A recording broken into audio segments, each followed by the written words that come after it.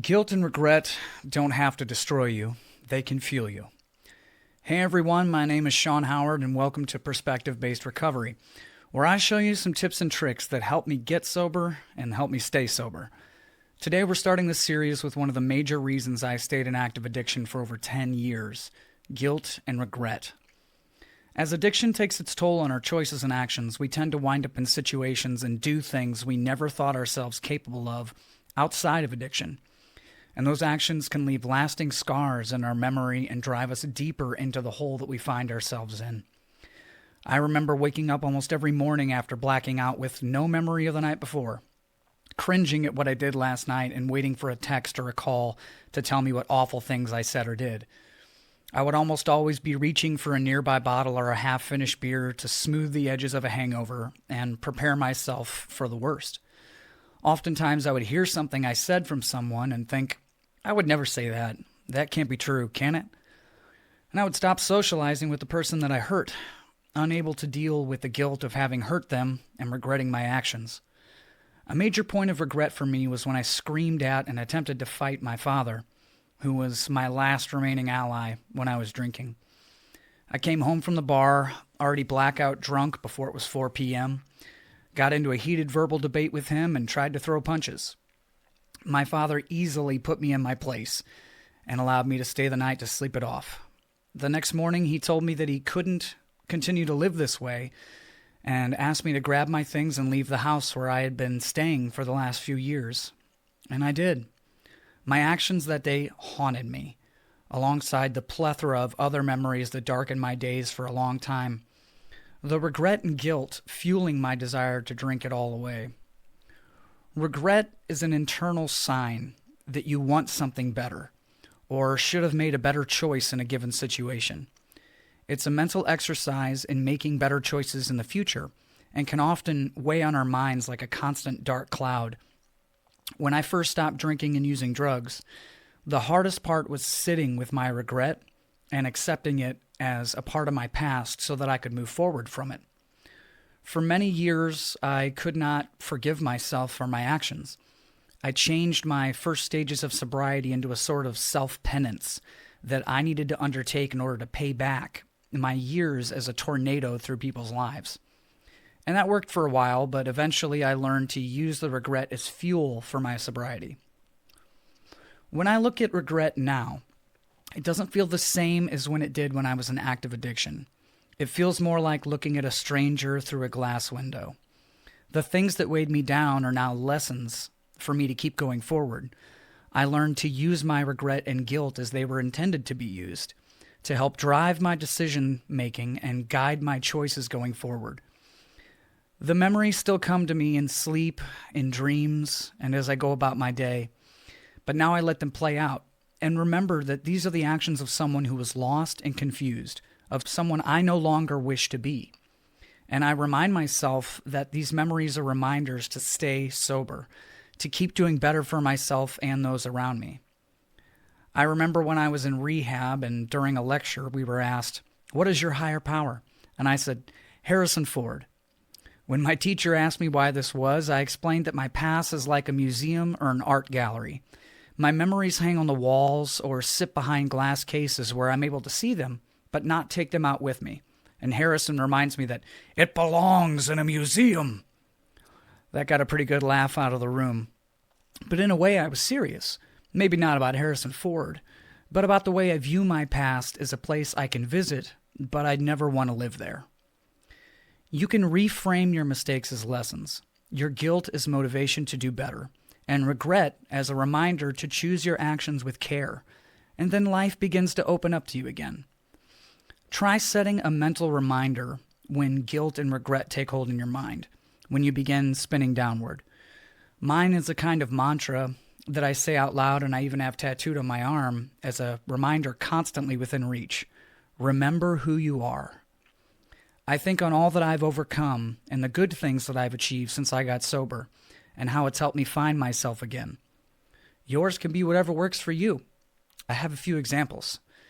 This has already happened. It can't hurt me anymore. I'm making sure this never happens again. I will be better than who I was yesterday. Reframing guilt and regret takes time and practice. And I know everyone has different kinds of guilt that these exercises may not be enough to help you overcome. But I urge you to try. When we change our outlook on the past, we can move forward from it with grace and integrity. Set small goals for yourself, like allowing a memory to play out without shutting it down, and allow it to pass. Thinking of a happy memory to counter the guilty one, something good that you've done. Remembering that you're learning and trying to be a better person. Give yourself room to grow. I know how it feels to sit in a pool of sweat and tears, shaking while your mind tries to grip you so tight you can hardly move. It's a terrifying and lonely feeling, but try to remind yourself, in these times, you are trying and willing to stop using. You're already doing better than you were. And remember that a relapse does not mean you have to start over. You're starting from experience. The counting of days may feel good and help you set goals, but remember that a content life isn't how many days you've been alive, but how much you've enjoyed or proud of. Remember that you're not broken beyond repair. You are learning. I hope this helps you in some way, and if it does, then please check out the rest of this series as it's coming out. I'll be taking a deep dive into how I was able to get and stay sober, and maybe if conventional methods haven't been working for you, this just might. Thanks for watching, and remember that the past can be the fuel you need for a brighter future.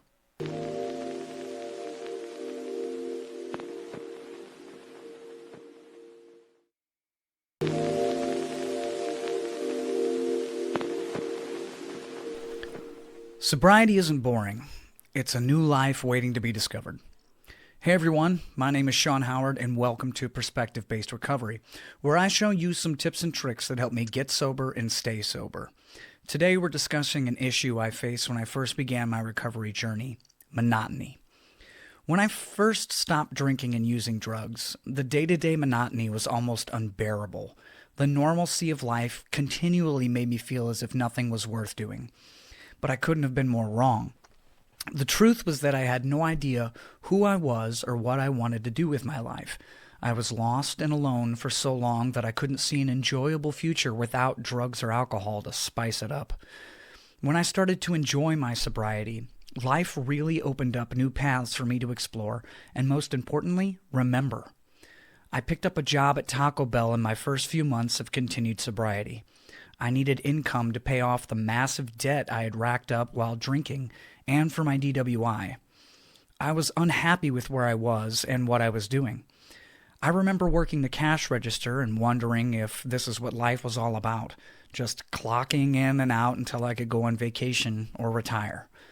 I questioned myself constantly and felt a strong desire to have a drink to make the boredom go away. But I stayed vigilant and decided to stay sober through it. Over time, I decided that I should explore other avenues of employment. I tried being a laborer for a bricklaying company, a chef, a construction worker, and even a bartender, ironically. But nothing seemed to make me feel fulfilled. Eventually, I worked hard and paid off my debts, working my way up to getting my license back and getting a vehicle again.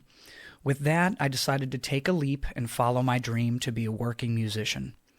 Now that I was in a stable place with steady income, I started venturing into playing music on the weekends and working during the week, quickly coming to realize that I was enjoying singing much more sober than I ever did while drinking.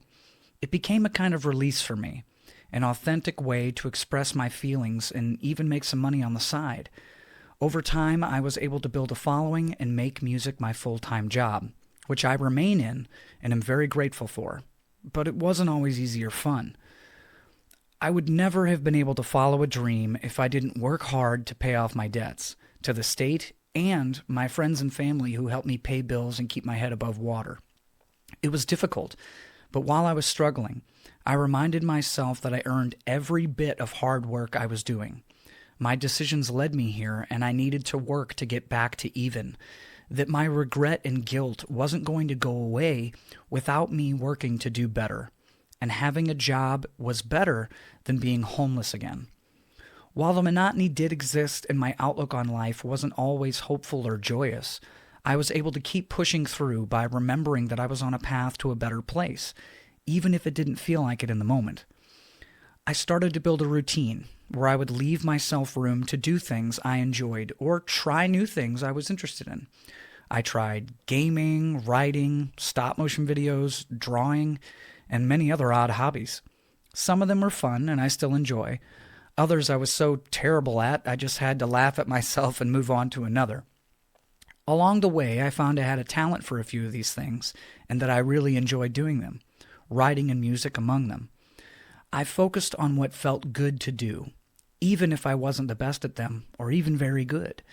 I did the hobbies because I felt satisfied while doing them, and I slowly learned that that was enough. When you think of yourself as having to be good at something to enjoy it, you are limiting the chance to grow and get better. You have to suck at something first to get better at it. Laugh at the absurd drawing you made. Show your friend a terrible poem you wrote.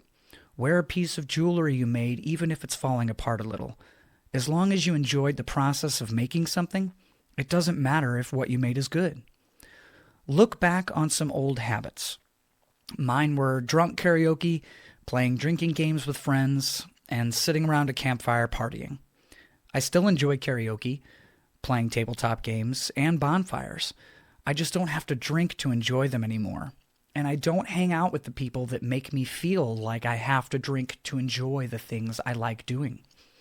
Many programs teach you that to change, you need to change the people, places, and things that you frequented while in active addiction. And for the most part, I would agree. Some of those old friends may not support you getting sober. Going to a bar for karaoke might be too tempting for you. And maybe just playing games in the first few months of recovery makes you feel like you want to use. It's all right to step away from these things and come back over time to see how they make you feel. I wasn't able to go to a bar for almost a year into my sobriety because I was afraid I would run into a person I had hurt or be too tempted to have a drink. And slowly I was able to go into a bar after that year and order a soda instead of a beer, taking a moment to be proud of myself. See each day as a chance to grow. Try your hand at something you've always had an interest in and use your free time to your advantage. It's always all right to enjoy a night after work, just enjoying a movie or whatever else you like. When the monotony gets overwhelming, remind yourself that you now have the power to choose what you do with a clear head. Make those choices something you won't regret. In the past 5 years, I've traveled solo across the country, went skydiving, ate some absolutely amazing food, and found the love of my life. I can say without a doubt that I have more fun now than I ever did drinking or using drugs. And the best part is, I remember it all, and I haven't made a habit of making choices that haunt me with regret. These small changes on your outlook can help you see that even though there are monotonous days, you can stay content, and contentment is the real life to strive for. Happiness all the time is unrealistic, and sadness all the time is awful. Strive to live somewhere in the middle. It's okay to just be okay. Thank you for watching this episode of my Perspective-Based Recovery series. If you are enjoying it, please check out the other videos in this playlist as I release them. And remember, small changes add up to a whole new adventure.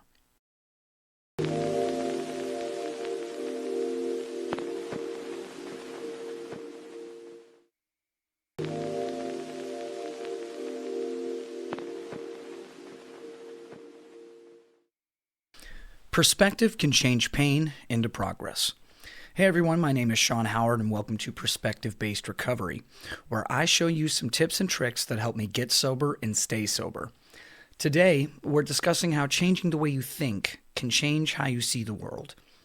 Perspective is the lens by which we see the world, and although it requires practice, we can change the focus of that lens. When all we focus on are the things that are wrong in our lives, all we can see are bad things. The same is true when we reverse that ideology, when we focus on the good. There's a delicate balance between logical realism and fantastic idealism. And when you're getting sober for the first time, the former is called riding the pink cloud. Where the term come from, I couldn't tell you. But I learned it while in rehab, and generally, it's the description of when you first start out sobriety full of hope and confidence, riding that mentality like a wave before reality sets back in and the cloud disappears. When I was in rehab in the summer of 2017, I did a full 28-day stay at Boonville Valley Hope. It's a fantastic facility that helped me out in a huge way. And by the end of my stay, I was definitely riding the pink cloud. I started to feel afraid and alone, not having any direction or real ideas on how to stay sober, and I left equipped with knowledge and a vigor to conquer the world. I had no insurance, no money saved, and no plan on how to pay for rehab at the age of 24, just a will to get better and make it work. I applied myself towards every class and lecture, helped out my fellow addicts when I could, and committed to going to a sober house for a year directly after my 28-day stay. I was extremely surprised when I left rehab and got back into the real world that all the problems I left behind were still there when I got out. Just because I'd been in a safe space for a month didn't mean that suddenly the world had changed and my cloud quickly burst. While living in a sober house in Branson, Missouri, I began to feel hopeless as the struggles of life crept back into my mind. Suddenly I had to pay for housing again, get a job, figure out how to pay for rehab, and attend AA meetings at least weekly. My schedule was jam-packed and my mental state grew more stressed as it did. It started off, I began to skip AA meetings. I would leave work early if I could, and I struggled with making new friends. I began to isolate myself and pick up bad habits again, and one by one they led me to going to a bar and taking a shot of rum. I remember thinking, someone will notice and I'll get kicked out. That will make me feel better. But no one did. I had broken the core rule and relapsed, and no one even noticed. For some reason, this floored me and broke my spirit. I felt small and easily passed by. I left the sober house and moved into a hotel for what would be the worst 2 weeks of my life. While my first few days at the hotel were spent sober, I quickly lost hope and went back to drinking daily, planning fully to be dead before my 2 weeks were up. As the binge went on, I went further and further into an isolated state, where drugs and alcohol ripped me apart mentally. Luckily for me, someone I was using with was brave enough to take me to the hospital one night after I overdosed, and I was able to detox and clear my head. I was released and immediately grabbed what I could from the hotel and went back to my hometown, where a friend let me crash on their couch for a week. I ended up getting a job, and I lived in my car for the next few months while continuing to drink. This eventually led to a DWI, after I crashed my car into a parked car in a driveway at 2 a.m. on January 18th, 2018. This experience was like nothing I had ever been through. Suddenly, I'm in the back of a cop car, getting a mug shot, crying in a jail cell, waiting for my dad to pick me up. I was more broken and lost than ever before, and then something miraculous happened. A simple thought forged my conviction in fire and set me on the path to become who I am now. I have never wanted to hurt another person. In these times of my life, I never cared for my own well-being, but I did not want to hurt others. And by driving that car drunk, I was putting everyone on the road in danger. If it had been 2 p.m. instead of 2 a.m., I may have killed the family that was in that car. That was the thought that changed my perspective. If I couldn't do it for myself, I could do it for others. I pled guilty to my DWI in court, taking accountability for the first time in my life, and surrendered myself before the judge. He gave me some jail time and said he respected my decision and wished me well. When I got out, I was deep in debt with no car and no job, but I stayed sober and did whatever I had to do to pay back what I owed. By changing the way I viewed my drinking, from one of self-loathing and regret to one of, when I drink, I could get someone killed, my mind began to see the world differently. The desire to drown myself was still there, but I had a solid foundation to start anew and change my life. That single moment of clarity was all the conviction I needed to be better. Now, when I compare myself to where I was with where I am now, the old version of me seems like a child with a flamethrower who is trying to put out fires.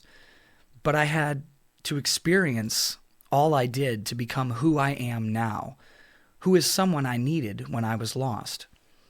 The key now is to look forward and use my past as an example of how not to be, and using gratitude as a way of changing my perspective on life and treating every day as an opportunity. Changing your mind is a powerful and incentivizing way to make the world seem a little brighter. Try changing the words have to get to. When you say, I have to go to work, try saying, I get to go to work. I don't mean that in a way that is ignorant of how a job may feel, but as an exercise in being grateful to be alive and sober. It takes time for the shift to really become a part of daily life, but small steps can climb mountains. By actively catching yourself in the act of negative self-talk or ungratefulness, you can then change them to reflect how you actually want to feel. This step is one that requires a lot of time and effort, but it has changed my life the most. There is also a term I learned in rehab that I would like to share here because it reminds me that every life is important and deserves respect. The term is known as Sonder. The realization that every person you have ever met and will ever meet has a life just as complex as your own. Thanks for watching this episode of my Perspective-Based Recovery series. If you enjoyed it, then please check out the rest of the videos as I release them. And remember, you control the lens you see life through.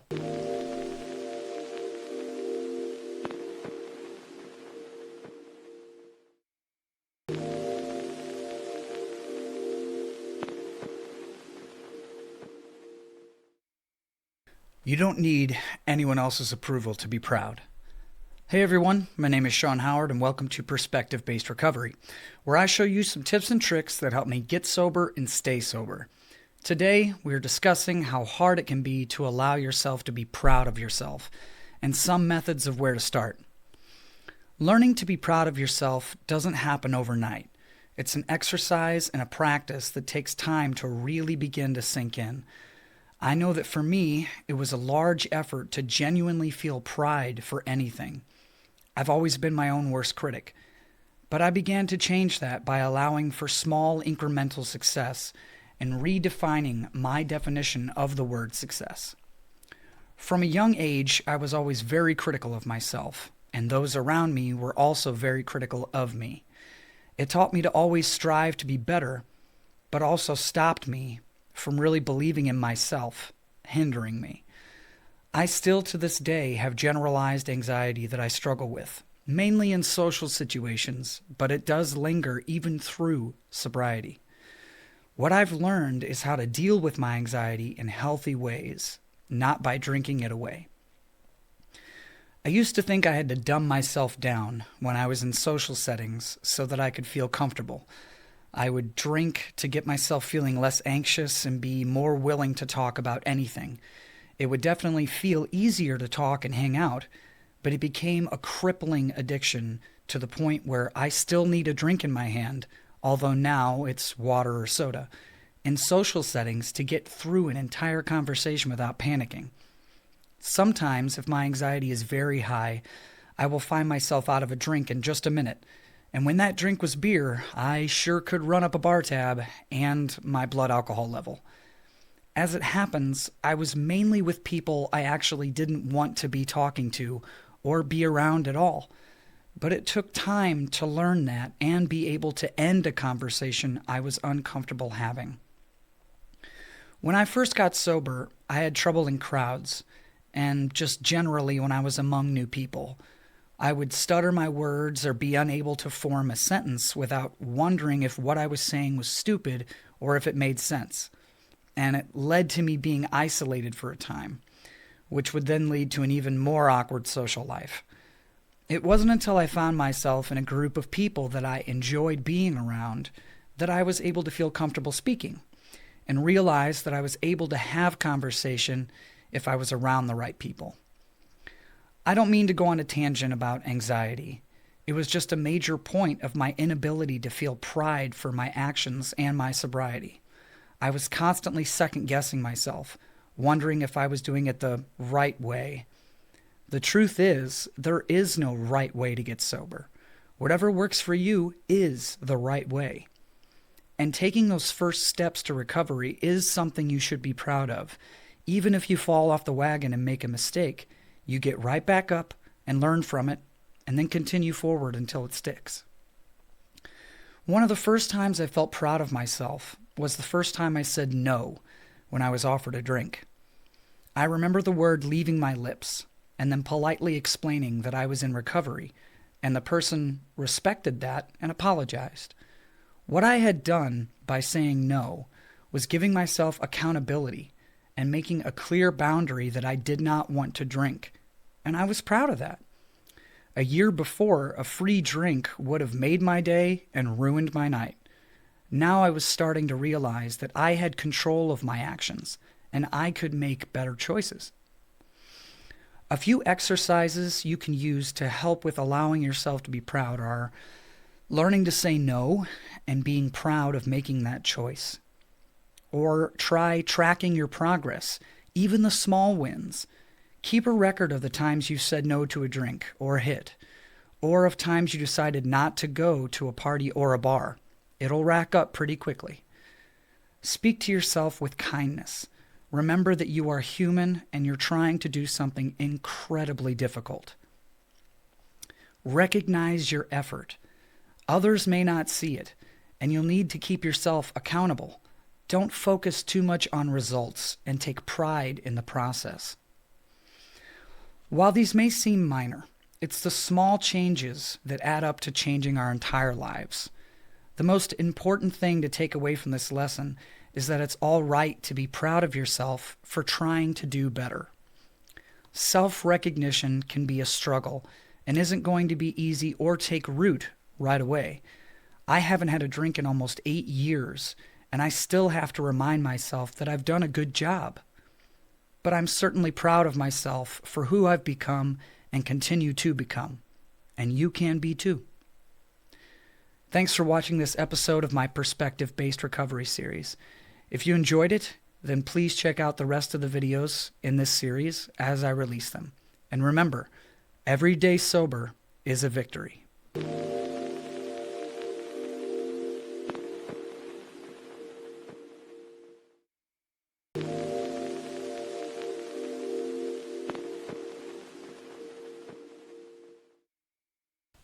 Sobriety isn't about becoming someone new. It's about discovering who you are. Hey everyone, my name is Sean Howard and welcome to Perspective-Based Recovery, where I show you some tips and tricks that help me get sober and stay sober. Today, we're discussing how addiction can bury you beneath guilt, regret, grief, loneliness, and how you can start the journey to get back to yourself. When I was 14, I took my first drink. I was alone in my house and incredibly sad about my circumstances and where I was in life. Little did I know that my life was about to change so aggressively in an even more negative way. Before I took that drink, I was the most anti-drug, alcohol, cigarette kid you'd ever meet. I would never have imagined that I would end up taking part in all of these things later down the line. I was a pretty normal kid on the outside. Inside, I was beginning to feel emotional distress as the trials of high school began. New friends, new cliques, new school, and a new kind of pressure as thoughts of life after school suddenly felt so close. I quickly grew attached to my new friends and worried so much about losing them. So when I found out they were smoking and drinking, I was deeply hurt and confused. I felt like without them, I would have nothing and would never make it through high school, and the thoughts made me incredibly depressed.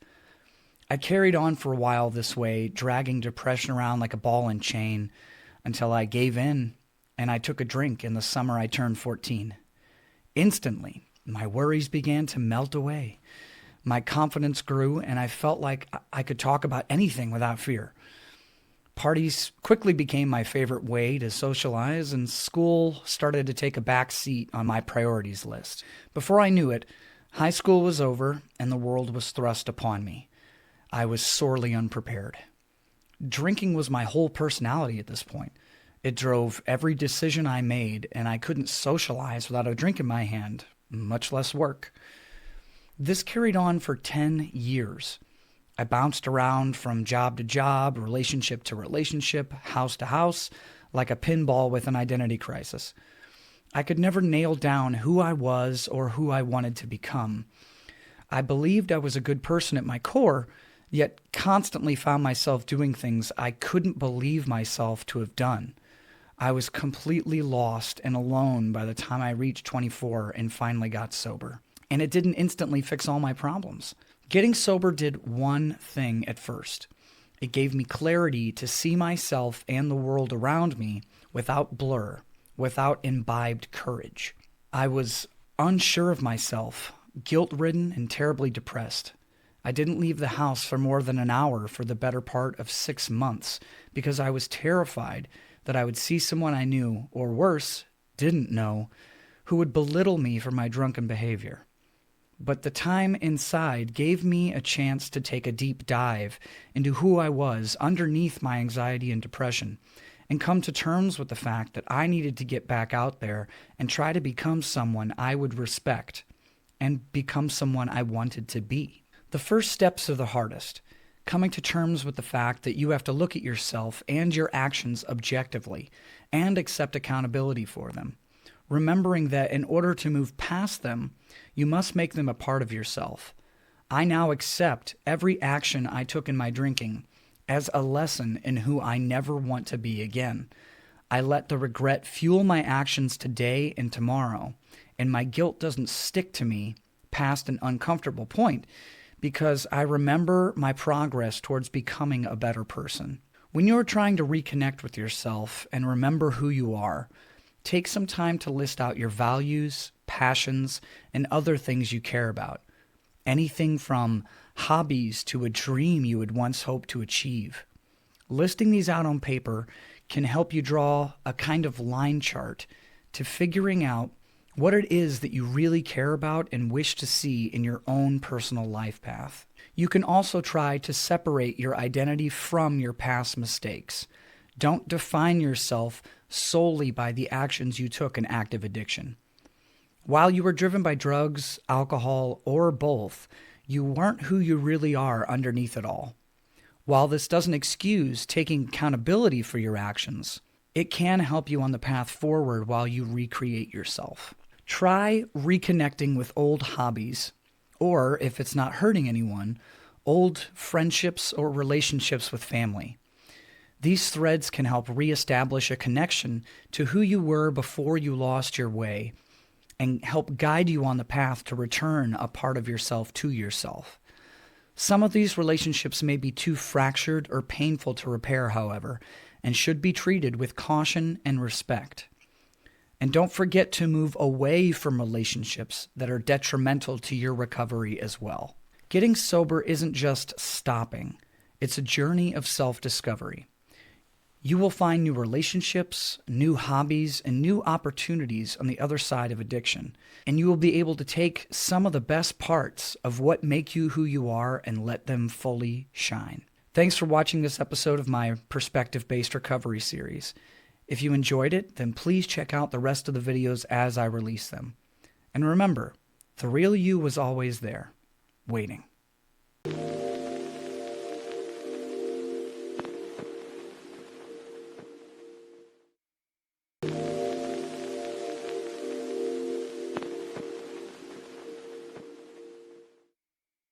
Self-hatred keeps you stuck. Accountability moves you forward.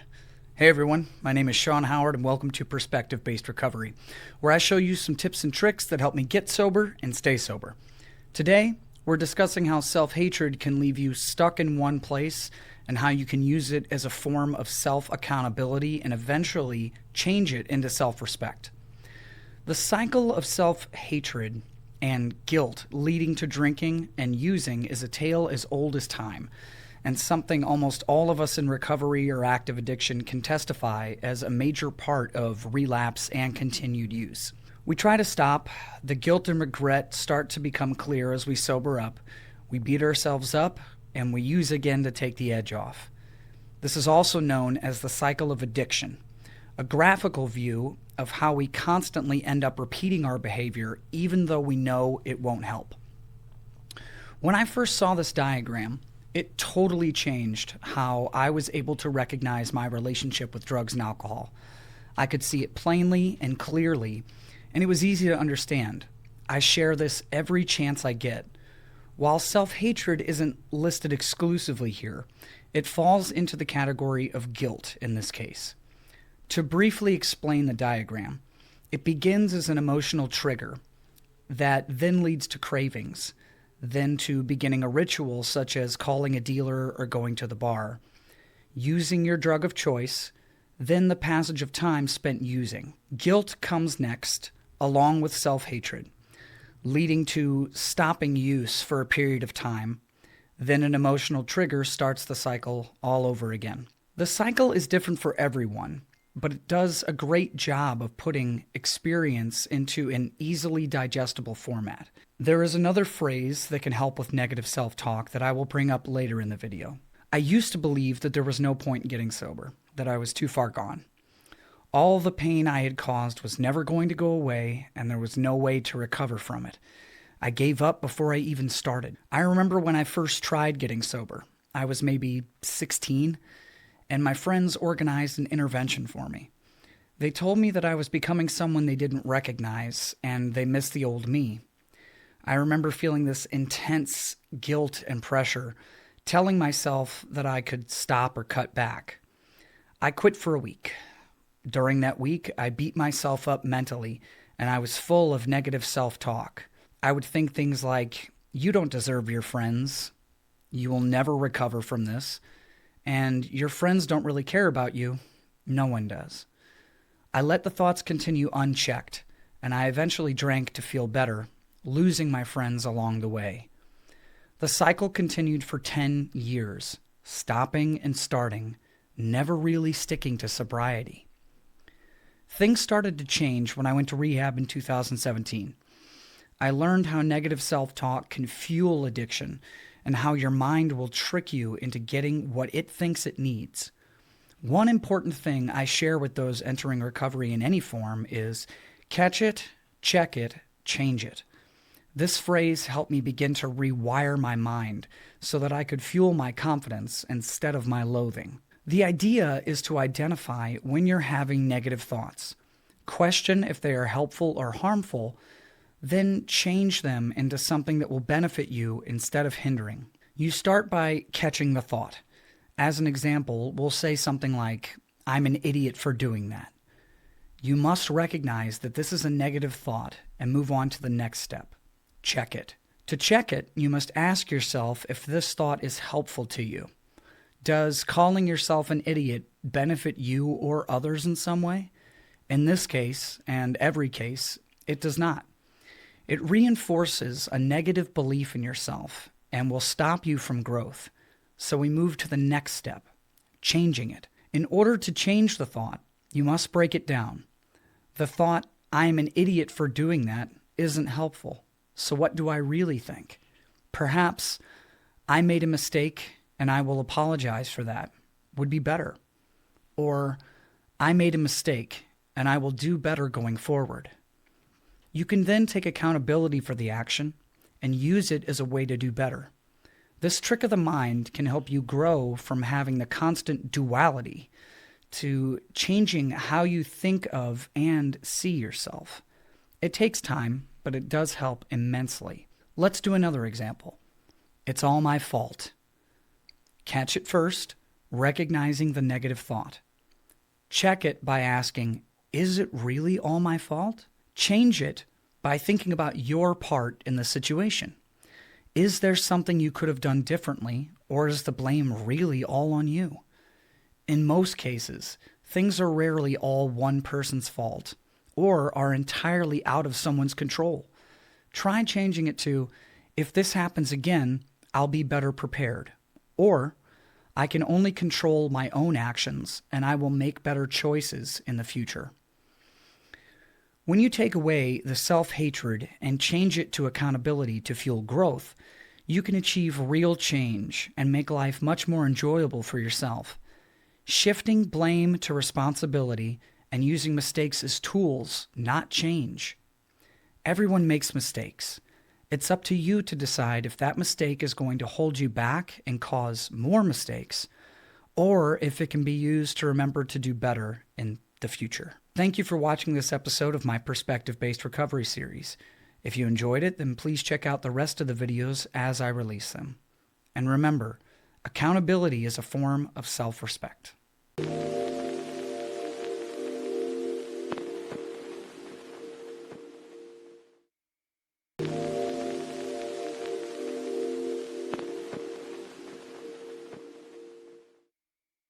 The right people can make all the difference. Hey everyone, my name is Sean Howard and welcome to Perspective-Based Recovery, where I show you some tips and tricks that help me get sober and stay sober. Today, we're discussing how friends and family or even a rehab facility can give you a stable support system and accountability, and how choosing your friend group with care can benefit your recovery. Having a support system in recovery can be the difference between relapse and continued sobriety. But on the flip side, being surrounded by people who encourage you to use or don't support your recovery can be the reason you stay in active addiction. In my experience, I've seen the power of both situations.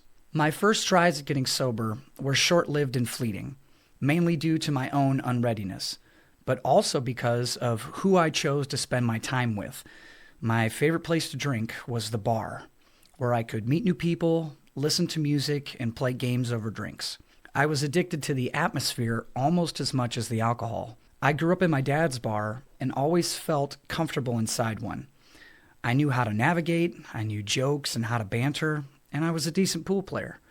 But the attraction to the atmosphere was so strong that I would almost always go after work to celebrate a paycheck or a day off. And no one knew me enough to care to stop me. An embarrassing blessing was my ability to get kicked out of the bar and banned. I had this uncanny ability to make everyone I talked to either so angry or so sad that the bar kicked me and banned me for bringing bad vibes. And of course, my intolerable drunkenness. I was never a fighter, but boy was I a talker. And that led me into entering a variety of toxic relationships, ones that leaned hard on alcohol and drugs to survive. I cared for these friends because we really got to know each other. With no inhibitions, we would share details of our lives and things we would never normally share. I clung to these friends with desperation because it was an outlet for me to speak my mind, but it was also enabling myself with permission to continue destroying my health. When I finally got to the point where sobriety really began to seem like a path I could follow, I quickly realized how many of these people were not friends. They were reflections of the worst parts in myself.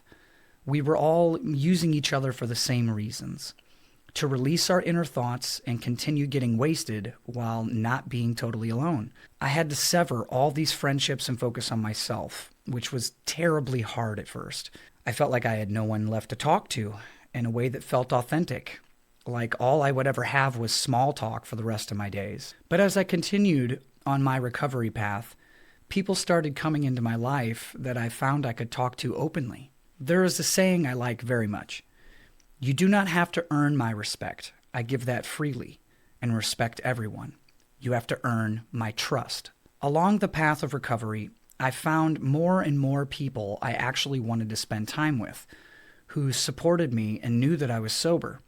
These friendships had real, tangible connection this time around. No more drinking buddies. I stayed in touch with a friend from rehab named Michael Markser. He was an artist and suffered with Lyme disease, using drinking to ease the symptoms. When we met, I was a freshly sober, anxiety-ridden mess, and he was shaky and could hardly form a sentence.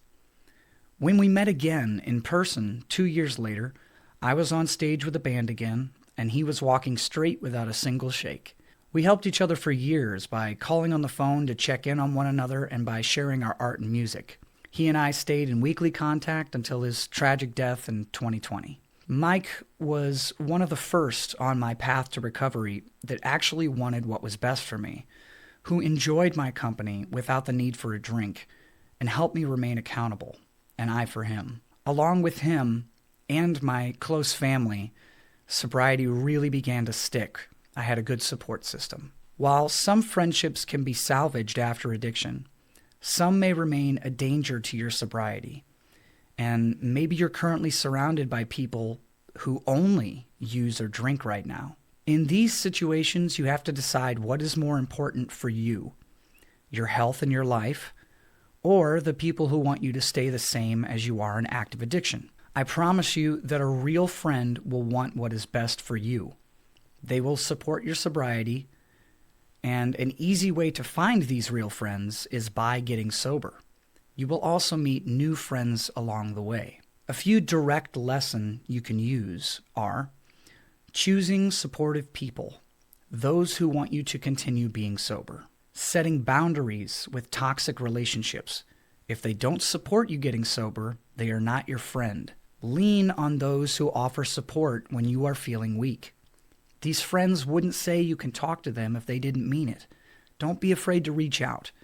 You are not a burden to those who care about you. If you do not have friends like this yet, there are many hotlines you can call, or maybe seek out a meeting in your area where you can release your inner thoughts without needing to use to dull life's sharp edges.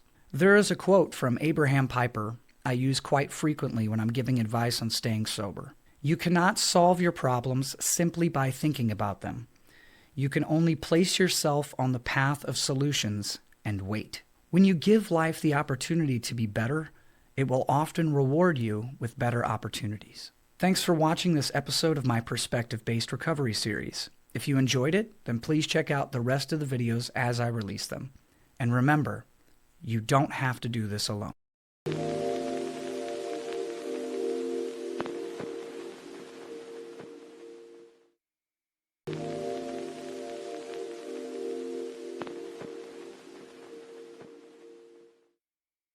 Sobriety gives you the chance to live as the person you wish existed. Hey everyone, my name is Sean Howard and welcome to Perspective-Based Recovery, where I show you some tips and tricks that help me get sober and stay sober. Today, we're discussing how your actions and lived experience can benefit others and enrich your life, leaving a legacy you can be proud of. Getting sober is a process, one that is very personal and unique to the person who achieves it.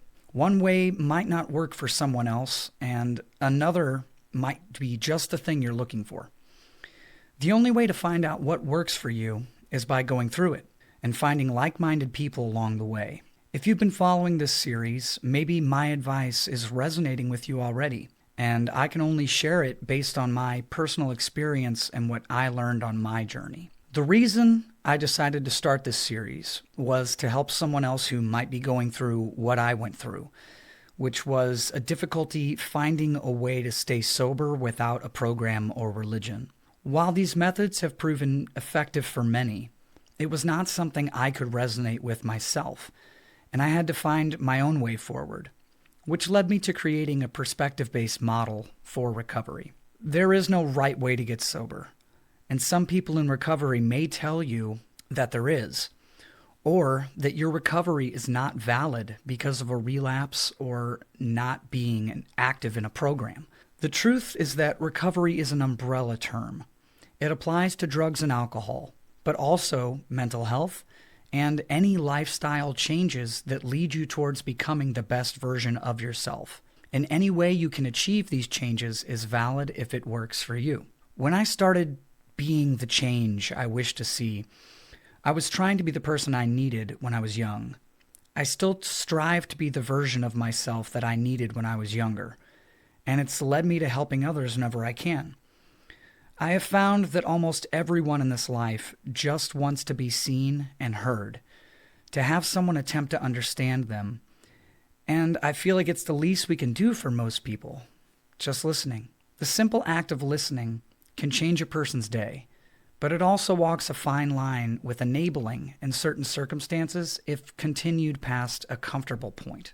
Leading by example is a practice in self-accountability. It requires you to be diligent and steadfast. Sometimes, when I'm struggling with following through, I remind myself that if I don't hold myself accountable, no one will. You must also stay firm with your drawn boundaries and learn how saying no can be a superpower. When we discuss being the change we wish to see, almost all programs follow along with this in their outlines. One of the most popular is AA's 12-step program, in which this would be steps 9 through 12, where a person continues staying sober and helping others around them in recovery. In this segment, I have some questions for you rather than a written guideline. What is the version of yourself you see when you imagine your life at its best? Is it a past version when you are happy, or a totally new person? What steps can you take to becoming this person? How has getting sober changed your life? Has it been difficult? What have you learned through the experience that might help others? What are some decisions you've made that you're proud of? Questions like these should spark some inspiration to stay on the path. Let your recovery be a chance for you to define the person you want to be.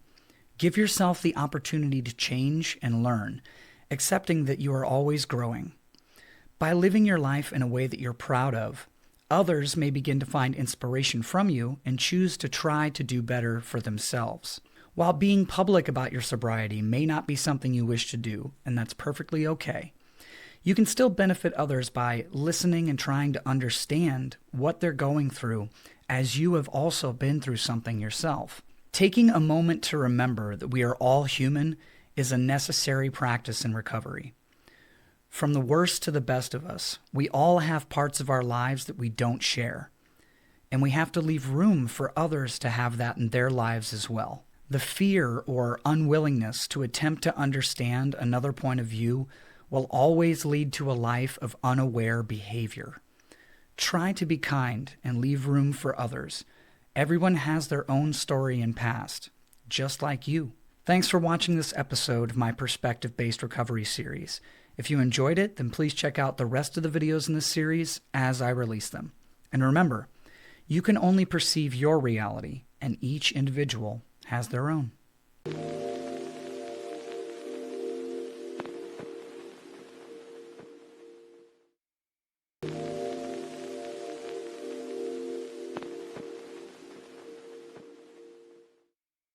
Sometimes the best way to heal yourself is to help someone else.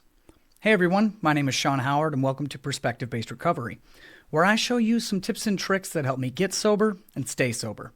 Today, we're discussing how helping and supporting others in their sobriety can help you stay on the path and make a difference to someone else. Acts of service to others in recovery is a voluntary choice, but a fulfilling and motivating one. It's hard to imagine my own sobriety happening without some assistance from others, whether that be another person in recovery, a family member giving me a ride, or a friend being there to listen. I had a lot of help, and I'm grateful for it.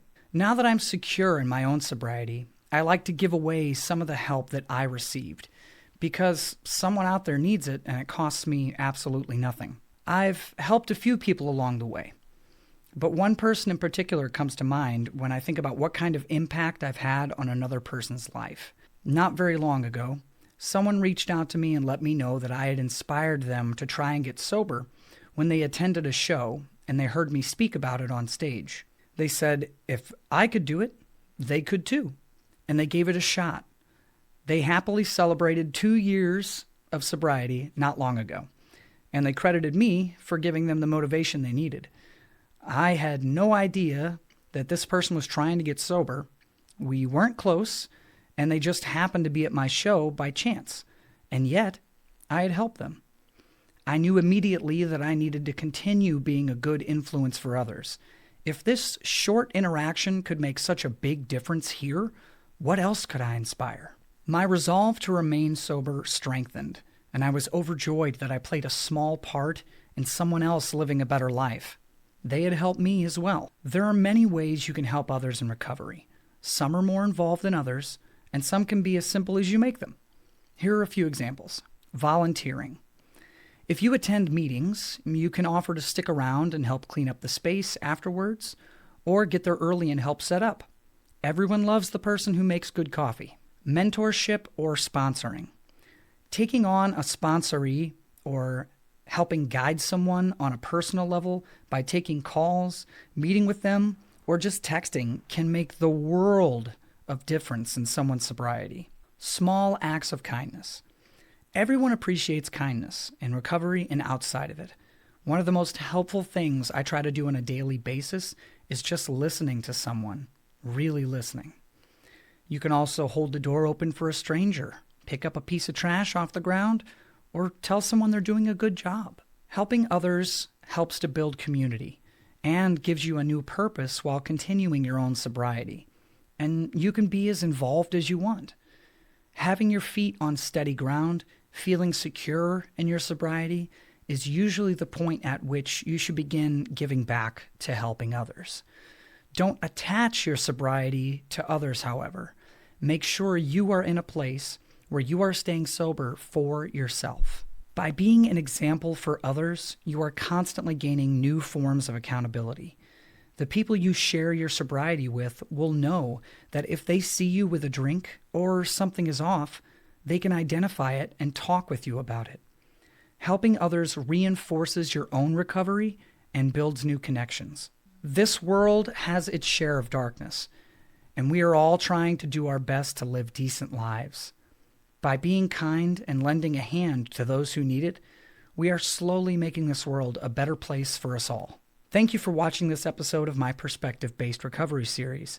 If you enjoyed it, then please check out the rest of these videos as I release them. Only one left to go. Remember to be kind, and that giving is proof that you are growing.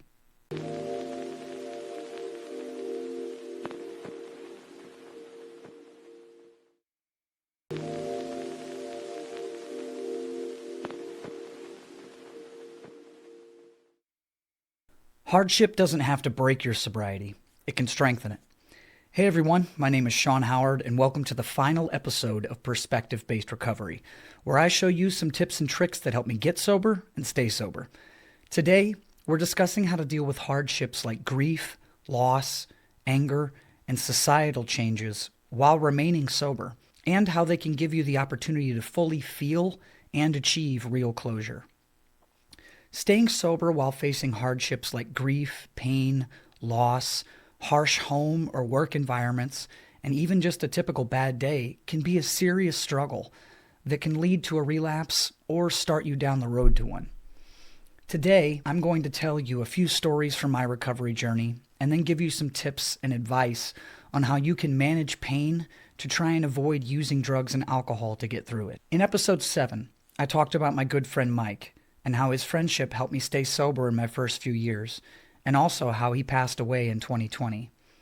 When I found out my friend had died, I was overcome with sadness and a deep sense of loss. I was upset by the circumstances of his death as well. Mike had gotten to a stable point in his recovery and was living well, and then suffered a head injury in his apartment that led to his death. I couldn't believe that after all he had been through, that something as small as an accident took my friend from my life. I struggled with the thoughts of my own mortality as well, wondering if getting sober was worth it when I would inevitably die as well someday. What brought me back to my senses was a meditation exercise where I spent a few hours in silence thinking about my friend, how he affected my life, and how he died. In the quiet of my mind, I replayed our conversations and sat with the fact that he was gone. And then I asked myself, what can I do now? By the end of this exercise, I had dulled the sharp edges of grief by remembering that Mike had gotten sober.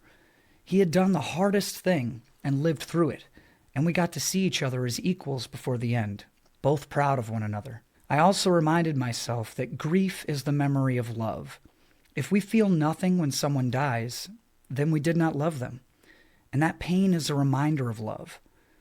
I still miss Mike and our conversations, but I remember him in my music, my art, and my words, using our short time together to help more people find their way to sobriety.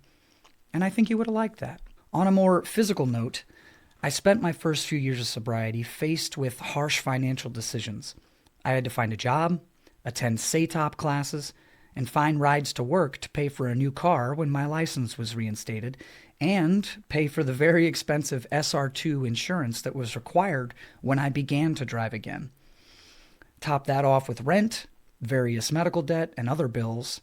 To say I was stressed is an understatement. During this time, I struggled with wanting to give up and drink again, thinking how this was never going to end, and I'll be working forever and so hard for nothing. I leaned on my friends and family for rides to and from work for about a year. And then I was able to drive myself, but more costs arrived. I felt buried beneath the weight of financial burden, and without my support system, I would never have escaped it. The total cost for my DWI, including classes, court costs, and insurance, was around $30,000, and it took me years to fully put it behind me. Without help from my friends and family to get me to work and give me a place to stay, I would still be paying. With their help, I was able to put my head down and focus on the work that needed doing, and eventually, I was able to get out from under the debt and back to focusing on the things I actually wanted to do. Overall, facing adversity is always hard and will always be a facet in your life, and drinking or using will not make it easier. It will make it so much worse without you noticing. I like to say, I think about things now. I don't drink about them. I still find myself faced with challenges and suffer from loss like everyone does. But these days, I navigate those challenges with a clear head and give myself the space to feel the loss and live alongside it. A few things you can try when you're faced with adversity are identifying healthy coping skills like journaling, exercising, meditation, or support groups. Stay grounded in your why. Remember why you are getting sober. Remember what you have faced in the past that led you to drink and how that made your problems worse. Remind yourself that relapse is not an answer. It is a temporary pause button on your pain and stress.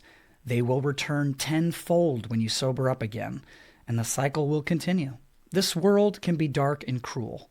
Anyone who tells me it's all sunshine and rainbows either hasn't been through something terrible or is a liar. But there are bright spots out there.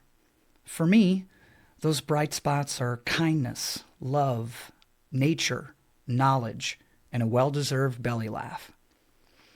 Give yourself the space to find your bright spots. They are out there, waiting for you. Thank you for following along with this series of videos. I hope they've helped you in some small way. To the people who have reached out about them, thank you for giving me the fuel I needed to finish the series. I truly appreciate you. This is the final episode of my perspective-based recovery series, but I'm sure I'll start another project soon. Thank you for watching, and remember, you are stronger than you realize.